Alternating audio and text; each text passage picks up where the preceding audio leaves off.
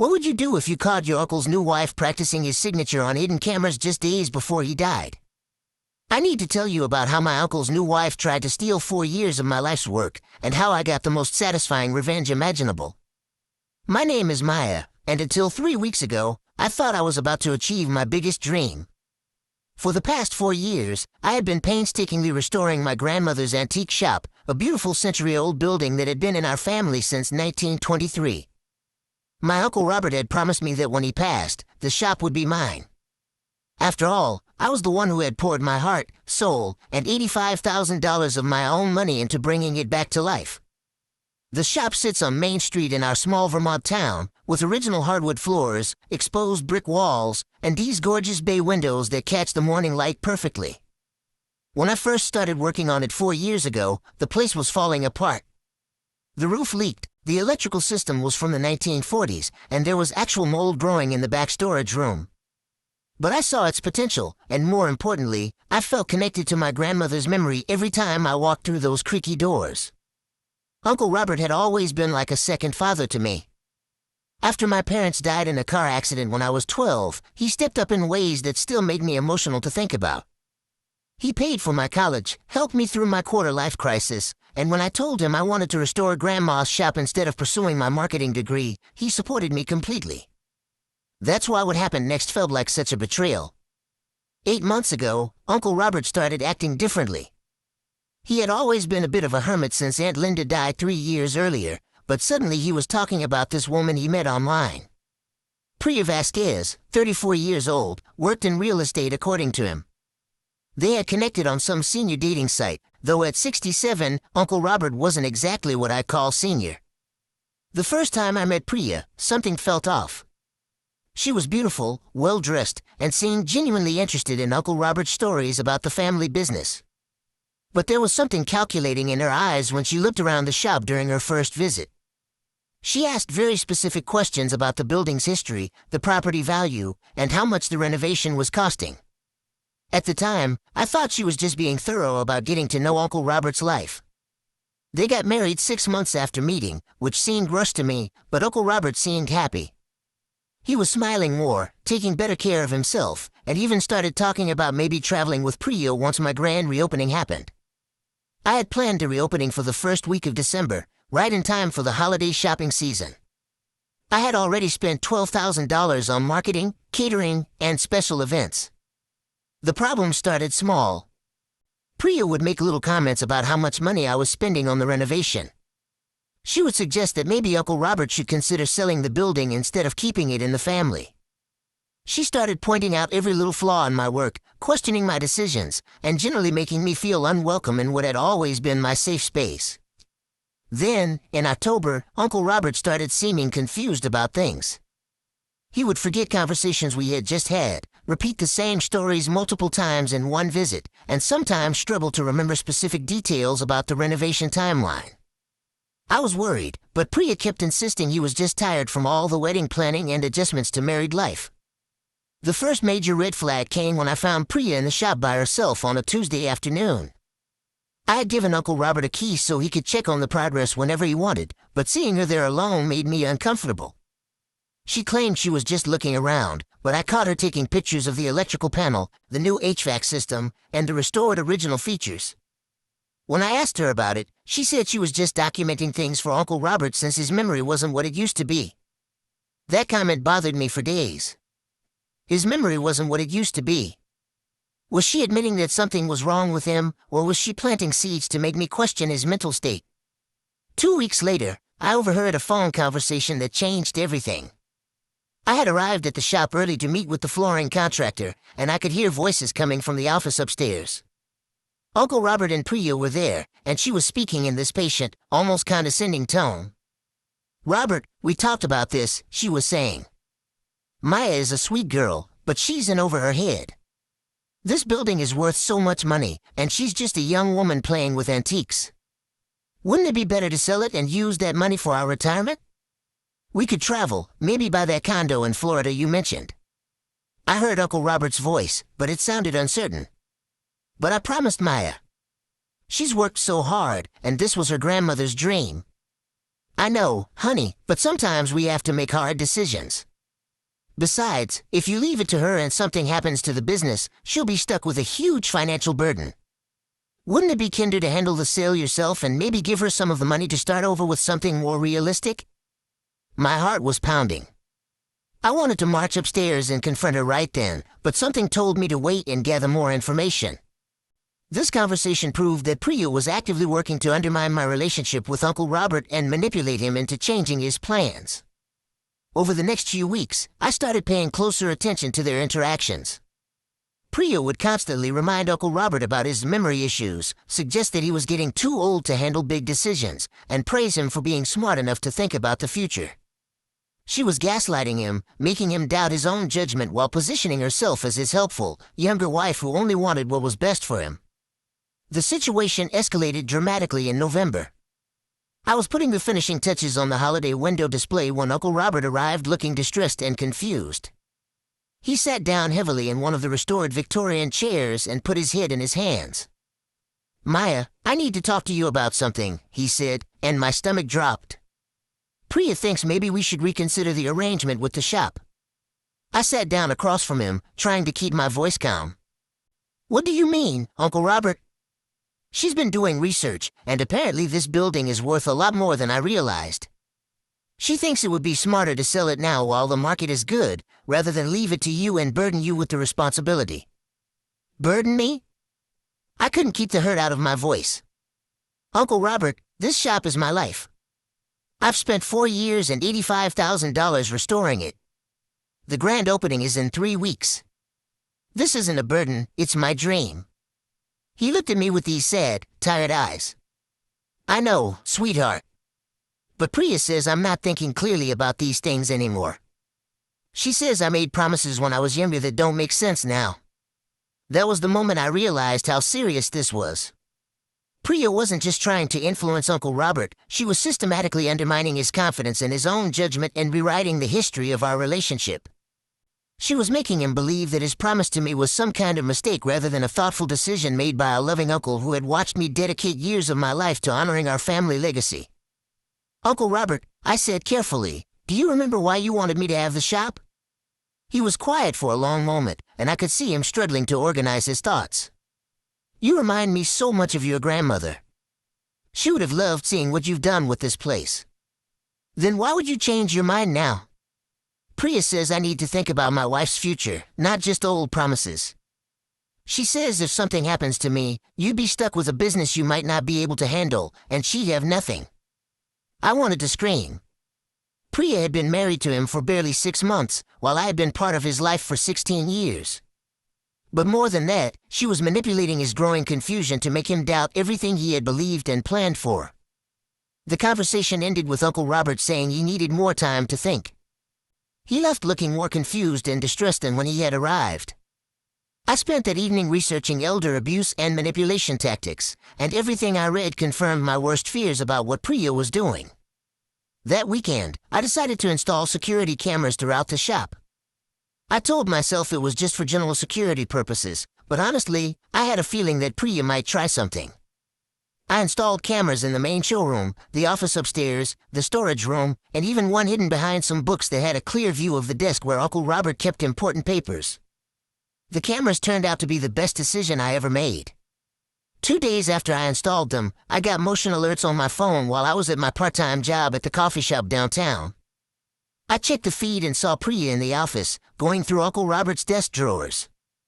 She had a laptop with her, and she was photographing documents. I watched her for almost an hour as she methodically went through every paper, taking pictures of financial records, insurance documents, and property deeds. But that wasn't the most shocking part. The next day, the cameras captured something that made my blood run cold. Priya arrived at the shop with Uncle Robert, but instead of the confused, uncertain man I had been seeing lately, he seemed sharp and engaged. They were having a normal conversation about their weekend plans, and he was laughing at her jokes. There were no signs of memory problems or confusion. Then, about 20 minutes into their visit, Priya's tone completely changed. She started speaking to him like he was a child, reminding him that he had been confused lately, and suggesting that he sit down because all this thinking was probably too much for him.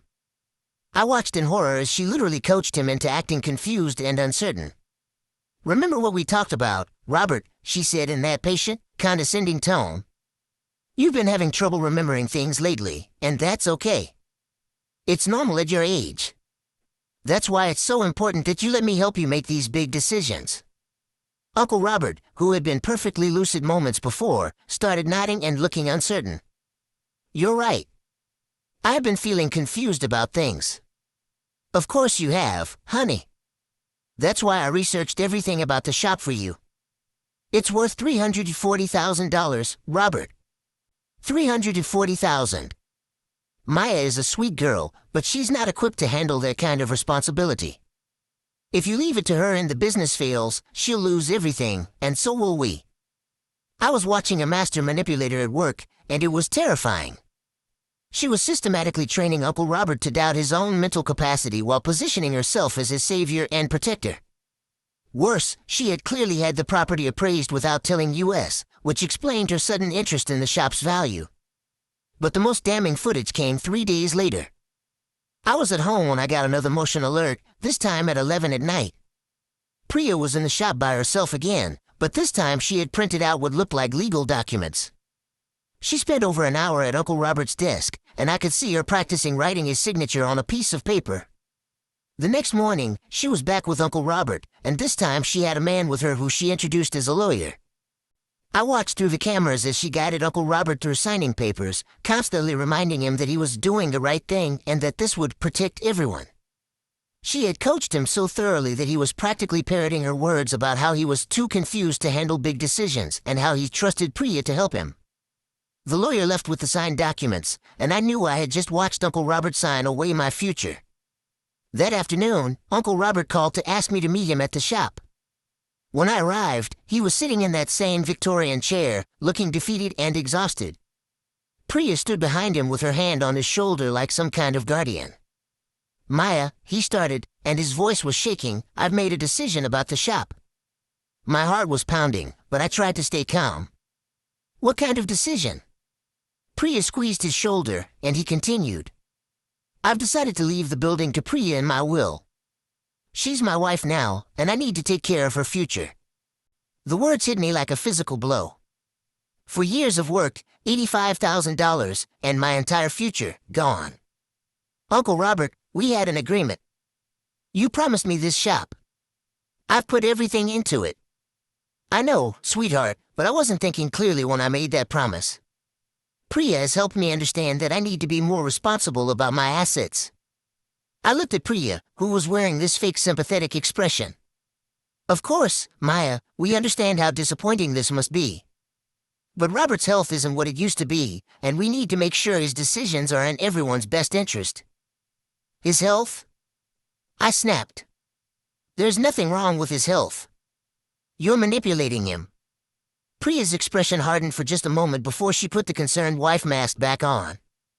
"Maya, I know you're upset, but accusing me of manipulation is really unfair. Robert has been having memory issues for months. His doctor is concerned about early signs of cognitive decline." "What doctor? What memory issues?" "He was fine until you showed up." Uncle Robert looked confused and distressed. "Maya, please don't make this harder than it has to be. I'm sorry about the shop, but my mind is made up. I left that meeting feeling completely destroyed. Everything I had worked for was gone, and there was nothing I could do about it. Or so I thought. That night, I couldn't sleep. I kept replaying the conversation and thinking about all the footage I had captured over the past few weeks. Priya had been so careful to only show her true colors when she thought no one was watching, but she had made one crucial mistake. She had done it all in my shop, surrounded by my cameras. I spent the entire next day reviewing every minute of footage from the past month. What I found was even worse than I had initially realized. Priya had been systematically researching not just the shop's value, but Uncle Robert's entire financial situation. I watched her photograph his bank statements, insurance policies, and investment accounts. She had printed out information about his Social Security benefits, his pension, and even his medical records. But the most shocking discovery was a conversation I had almost missed. On one of the recordings, Priya was on the phone while Uncle Robert was in the bathroom. She was talking to someone about the Vermont property and mentioning that she had 2 more prospects in New Hampshire and 1 in Maine. 2 more prospects. She was running some kind of operation targeting older men online. I realized I was dealing with something much bigger than just a greedy woman trying to steal my inheritance. This was organized fraud, and Uncle Robert wasn't her first victim. I spent the next week doing detective work that would have made my criminal justice professors proud. I started by researching Priya's background online. Her social media profiles were fairly new, but I found older accounts under slightly different names. By cross-referencing photos and details, I discovered that Priya Vasquez had previously been Priya Martinez and before that Priya Chen. Each identity change coincided with a new relationship with an older man. In New Hampshire, she had been married to a 72-year-old widower named Harold Chen who died 8 months after their wedding, leaving her his house and savings.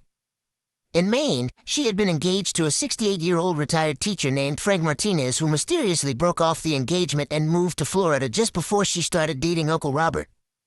I tried to contact both Frank and Harold's family, but Frank's phone was disconnected, and Harold's daughter hung up on me when I mentioned Priya's name. However, Harold's daughter did send me a brief email later that day saying, "If you're dealing with that woman, get proof of everything and call the police." That's when I knew I was on the right track. I decided to take my investigation public, but in a way that Priya would never expect. I had been following true crime content on TikTok for years, and I knew that platform had an incredible community of amateur investigators who could help expose fraud and abuse. I created an anonymous account and started posting about the situation, sharing some of the less identifiable security footage and asking for advice about elder abuse. The response was overwhelming. Within 48 hours, my first video had over 100,000 views and hundreds of comments from people sharing similar stories about their own family members being targeted by romance scammers and inheritance fraudsters. But more importantly, I started getting messages from people who recognized Priya from my descriptions and footage. A woman in Connecticut sent me screenshots of conversations between Priya and her 80-year-old father on a dating site. The messages were almost identical to things I had heard her say to Uncle Robert, using the same phrases about helping with big decisions and protecting his future. Another message came from a man in Massachusetts whose uncle had dated someone matching Priya's description 2 years earlier, right before he suddenly changed his will and cut off his family. The TikTok investigation spiraled into something much bigger than I had expected. People started sharing the videos, and within a week, I had followers from all over New England sharing stories and information about elderly relatives who had been targeted by similar scams. A retired police officer reached out and offered to help me organize the evidence I had gathered. But the breakthrough came when someone recognized Priya from a completely different context. A paralegal in Boston sent me a message saying that Priya had worked at her law firm 2 years earlier under the name Priya Santos, and that she had been fired for accessing client files inappropriately. More damaging, she remembered Priya specifically asking questions about estate planning and will contests during her time there. Armed with this information and hours of security footage, I finally felt ready to take action. But first, I needed to get Uncle Robert somewhere safe and get him properly evaluated by a doctor who wasn't connected to Priya in any way. I called my cousin David, Uncle Robert's son from his first marriage, who lived in California. David and Uncle Robert had been estranged for years after a stupid argument about politics, but when I explained what was happening, David immediately booked a flight to Vermont. David arrived on a Tuesday, and we planned our intervention carefully. We knew that Priya had trained Uncle Robert to distrust anyone who questioned her, so we needed to approach this delicately. David called Uncle Robert and said he wanted to visit and apologize for their argument, making no mention of Priya or the whole situation. When David arrived at Uncle Robert's house, Priya was conveniently absent, running errands according to Uncle Robert. David later told me that Uncle Robert seemed completely normal during their conversation, lucid and sharp, with no signs of confusion or memory problems. They talked for 2 hours about family, current events, and even technical details about the antique shop renovation. Uncle Robert remembered everything perfectly and was able to discuss complex topics without any difficulty. That's when David dropped the bombshell. "Dad, Maya is worried about you. She thinks Priya might be taking advantage of you." Uncle Robert's entire demeanor changed. He became defensive and started repeating the same phrases that Priya had been coaching him to use. "My memory isn't what it used to be. Priya is just helping me make responsible decisions. Maya doesn't understand the financial implications. David pressed gently. Dad, you seem perfectly fine to me. Your memory is great. You're sharp as ever. What makes you think you're having problems? Uncle Robert couldn't give a specific answer. He couldn't point to any actual instances of memory loss or confusion. He could only repeat what Priya had told him about his supposed decline. That conversation was the final piece of evidence David and I needed. The next day, we put our plan into action. David took Uncle Robert to lunch and then to see a doctor for a complete cognitive evaluation, telling him it was just a routine checkup that Priya had suggested. Meanwhile, I went to the police with my evidence. The detective I spoke with was initially skeptical, but when I showed her the security footage of Priya practicing Uncle Robert's signature and coaching him to act confused, her attitude changed completely. When I added the evidence of her multiple identities and the pattern of targeting elderly men across New England, she became very interested. The cognitive evaluation results were exactly what we had expected. Uncle Robert showed no signs of dementia, cognitive decline, or memory problems. The doctor noted that he was mentally sharp, had excellent recall, and showed no symptoms that would impair his judgment or decision-making abilities. In fact, the doctor was so confident in Uncle Robert's mental state that she was willing to provide a written statement for legal proceedings. Armed with the medical evaluation, the security footage, and the evidence of Priya's pattern of fraud, we contacted an estate attorney who specialized in will contests and elder abuse cases. The attorney reviewed everything we had gathered and told us we had one of the strongest cases she had ever seen. But we decided to give Uncle Robert one more chance to see the truth for himself before we filed any legal challenges. David and I arranged to meet with Uncle Robert privately, and we showed him some of the security footage. We started with the recordings of him acting perfectly normal when he was alone or when Priya first arrived, then showed him how his behavior changed after she started coaching him to act confused. Watching Uncle Robert's face as he realized what had been happening was heartbreaking. I could see the moment when he understood that Priya had been systematically manipulating him, training him to doubt his own mental capacity, and coaching him to make decisions that benefited her rather than him or his family. She told me I was getting confused, he said quietly. She said I was making promises I couldn't remember, having conversations I couldn't recall. I started doubting myself because she seemed so certain, so concerned about me. We showed him the footage of her researching his finances, practicing his signature, and talking on the phone about her other prospects. By the end of the viewing session, Uncle Robert was visibly shaking with anger and humiliation. For years, Maya, he said, looking at me with tears in his eyes. You worked for 4 years on that shop, and I almost let her steal it from you because I thought I was losing my mind. The next day, Uncle Robert fired Priya's lawyer and hired our estate attorney. We filed for an emergency injunction to prevent any sale of the property and began the process of contesting the new will on grounds of undue influence and fraud. We also filed a police report detailing Priya's pattern of fraud across multiple states. But Priya wasn't going down without a fight. When she realized that Uncle Robert had turned against her and that we had evidence of her manipulation, she became vicious. She hired her own lawyer and tried to claim that Uncle Robert was being manipulated by his family, that he was mentally incompetent, and that the security footage had been doctored. The legal battle lasted 3 months, but we had overwhelming evidence on our side. The security footage was authenticated by digital forensics experts. Uncle Robert's cognitive evaluation was conducted by one of the state's most respected neurologists, and we had multiple witnesses to Priya's pattern of manipulation. During the proceedings, we discovered even more about Priya's background. The investigation triggered by my TikTok posts had led to a multi-state fraud investigation. It turned out that Priya had been running this scam for over 5 years, targeting at least 12 different men across New England.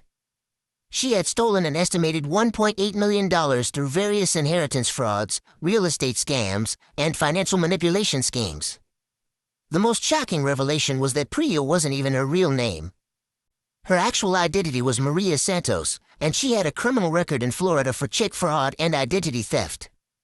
She had been using fake identities and manipulating vulnerable elderly men as a full-time career. In February, the court ruled in our favor on every count. The will that Priya had manipulated Uncle Robert into signing was declared invalid due to undue influence and fraud. Uncle Robert's original will, leaving the antique shop to me, was reinstated. Priya was ordered to return all money and property she had obtained from Uncle Robert, and she faced criminal charges in 3 states. But the story doesn't end there. The TikTok investigation that I had started continued to grow, and by March, it had led to the identification of over 20 victims across 6 states. Priya, or Maria, or whatever her real name was, had been running one of the most sophisticated elder fraud operations that law enforcement had ever seen. She was eventually sentenced to 12 years in federal prison and ordered to pay restitution to all of her victims.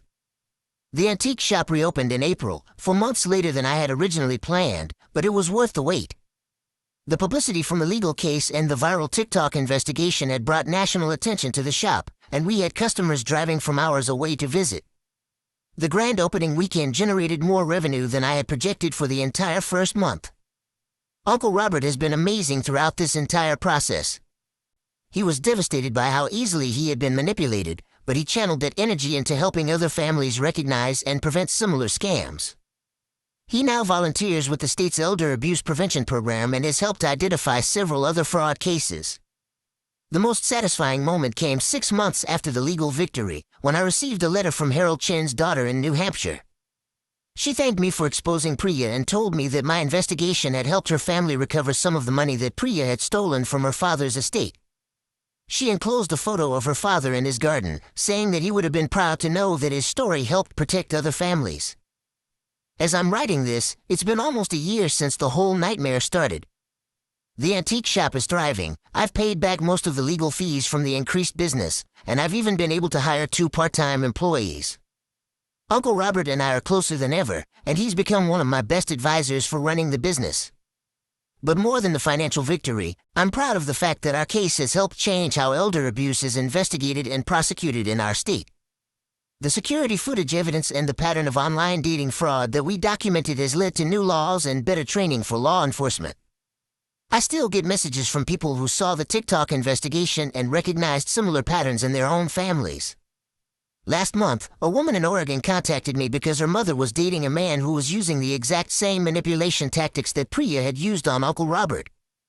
We were able to help her document the abuse and get her mother safely away from the scammer before he could change her will or steal her savings. Looking back, I realized that if I hadn't installed those security cameras, Priya would have gotten away with it.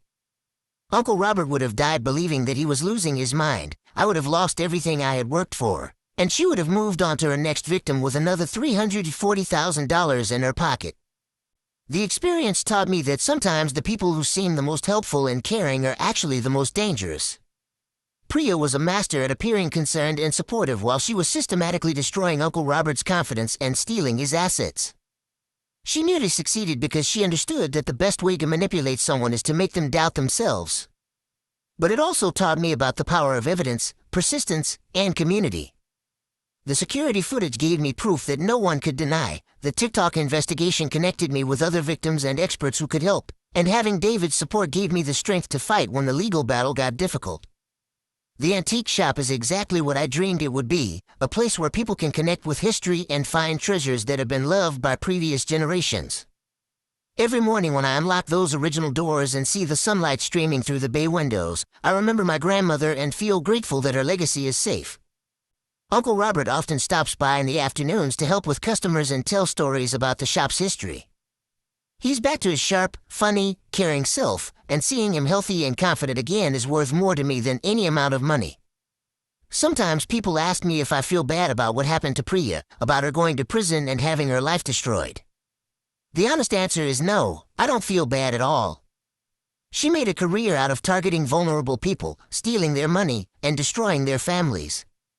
She tried to steal 4 years of my life and leave Uncle Robert believing that he was losing his mind. She deserved everything that happened to her, and I'm proud that our case helped put her away before she could hurt more families. The shop's grand reopening was everything I had hoped it would be and more. We had over 300 people come through over the weekend, including several news crews and reporters who wanted to hear about the fraud case and the investigation. But my favorite moment was when Uncle Robert cut the ribbon and said, "This shop has been in our family for 100 years, and thanks to Maya's courage and determination, it will be here for 100 more. That night, after all the customers and reporters had gone home, Uncle Robert and I sat in the restored Victorian chairs and shared a bottle of wine that we had been saving for the occasion. We talked about grandma, about family, and about how sometimes the worst experiences can lead to the best outcomes. You know, Maya, he said, I think your grandmother would be proud of what you did. Not just restoring the shop, but protecting our family and helping other families too. I think he was right.